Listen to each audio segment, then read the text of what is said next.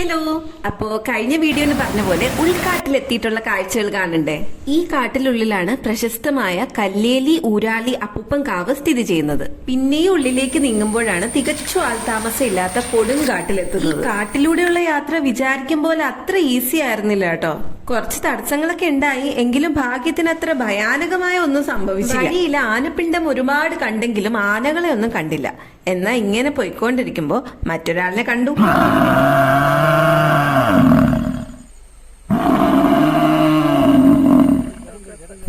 പുള്ളിക്കാരനെ അധികം ബുദ്ധിമുട്ടിക്കാണ്ട് വേഗം നമ്മൾ സ്ഥലം വിട്ടു. എന്നിട്ട് ഹെയർ പിന്നൊക്കെ കയറി ഇങ്ങനെ പോയിക്കൊണ്ടിരിക്കുമ്പോ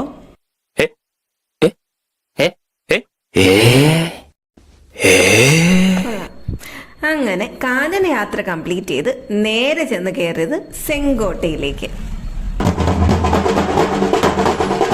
ഒരു ചായ ആവാം. ദേ ഈ കുതിരയുള്ള ഗ്ലാസ് കണ്ടപ്പോഴേ നൊസ്റ്റാൾജി അടിച്ചു. പണ്ട് എല്ലാവരുടെയും വീട്ടിൽ ഇതായിരുന്നു, ഇപ്പൊ അധികം കാണാറില്ല. നിങ്ങളുടെ ഉണ്ടായിരുന്നെങ്കിൽ ഒരു തംസപ്പ് കമന്റ് ചെയ്യണേ. പിന്നെ സെങ്കോട്ടയിലെ ഏറ്റവും തിക്കും തിരക്കും ഉള്ള ഹോട്ടലിൽ നിന്ന് ഭക്ഷണവും കഴിച്ച് അവിടുത്തെ ഫേമസ് ജിഗർ ദണ്ടയും കുടിച്ചിറങ്ങിയപ്പോ രാത്രിയായി.